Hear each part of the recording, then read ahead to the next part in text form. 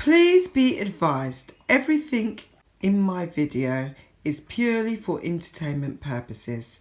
These are purely my thoughts and my opinions and are subjective. I must advise you to do your own research. All media used was found on the public domain and are fair use and fair dealing. Hello, this is Mahogany Spirit, coming to you from the UK. Today I'm going to be discussing all things royal. I'm going to be talking about the Duke and Duchess of Sussex, Harry and Meghan Markle. I'm going to be talking about Harry's charity, and we're going to delve into it just a little bit. And then I'm going to talk about a statement that Harry made earlier, which I felt was just inappropriate and completely delusional. So let's get on with it. Harry's charity is called Onside Youth Zone at Home. This is a charity set up to support young people, some of the most vulnerable people within the UK. Its service users are people aged 8 to 19, and it does go up to those aged 25 who have a disability or known disability. Anyway, I'm going to continue on with this. It's been set up to install and build confidence and raise self-esteem within disadvantaged communities. And it does this through fitness classes, gym work and mental health. We have 10 centres around the country, and the Duke of Sussex opened the first one in London. So, hey to him. Anyway, that's just a little bit of background information on the charity and its use within the community. Now I'm going to talk about Prince Harry, and I'm going to be discussing what he said and the statement he made to the British public today, which I found to be extremely insensitive given the circumstances. I'm going to be covering it because I just feel it was extremely insensitive, to say that, and slightly delusional. And it just showed an out of touch man who hasn't been in the UK for some time, does not get the correct information, which is really obvious by the statement he made. Anyway, he done a video call to the UK, and it was aired early this morning. He basically stated, as he talked to those that use his charity, that how proud he was of them, and he was basically saying that he was extremely proud of them and how they're doing really well under such difficult circumstances, which I found to be somewhat quite patronising.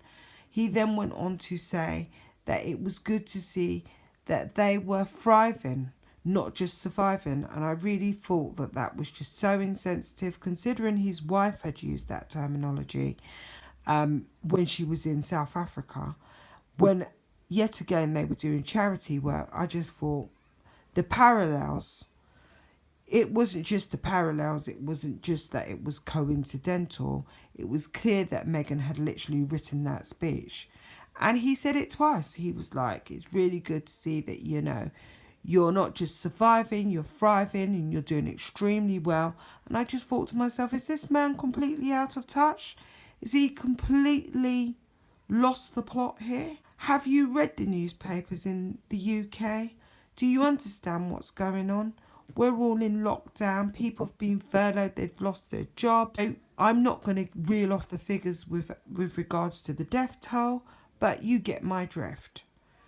Children aren't in schools. We've got no certainty whatsoever, very much like most of the globe, especially in America. So for him to thriving, not just surviving, I just thought, what? I was slightly miffed by it. I kind of couldn't believe it, that he would actually come out with a statement like that at a time like this. And considering that charity is set up to raise self-esteem for young people, to confidence build, how do you think the British public feel hearing someone who is meant to be an ambassador for the UK making a statement like that? Someone who's clearly deluded and extremely detached from this country, making that kind of statement about his place of birth. I felt it was just a slight on me, a slight on the British taxpaying public. Here's a man that's had this grand wedding paid for by the taxpayer, has had a cottage refurbed, and when you see Frogmore, it's not just a cottage, it is a mansion with a lovely lake directly in front of it. It's absolutely picturesque. Oh no, it's not good enough. Runs off to Canada. The Canadians refuse to pay for them. They don't want to pay taxes for Meghan and Markle. Justin Trudeau's meant to be Meghan Markle's friend. He's like, no, my people don't want it. A petition is signed. They're off again to LA, where they always plan to go. Signing deals with Oprah Winfrey, working on a documentary, have done a book called Finding Freedom. Meghan sat in the Hollywood Hills reading over scripts that we all know Tyler Perry's giving to her as he has the studios. Well, do you know what, Meghan and Harry? We do not all have a list of friends. No, we are not thriving over here, which you're well aware of. I really do think it's sad. I feel that Harry really does have pure contempt for Britain. He has pure contempt for the people of Britain. And it really is a real shame to see. Because he's gone off to LA, he seems extremely detached, extremely delusional, and makes a statement like that. It's beggars belief, really. And it's quite shocking that he would do something like that. His whole family's in the UK. He's English, born and bred of royal stock. That's the way in which he chooses to serve his people. He's got nothing but contempt for the British tax-paying public, and it really is astonishing to see. Well, anyway, during this interview, his eyes were glazed. It was obvious that Meghan had written the statement that he made. He just looked like he was reading from some kind of auto cue. Like I say, the words that Maya Angelou had originally written, that Meghan chose to copy, which was thrive not survive, were on his lips. Doesn't this man have an original bone in his body?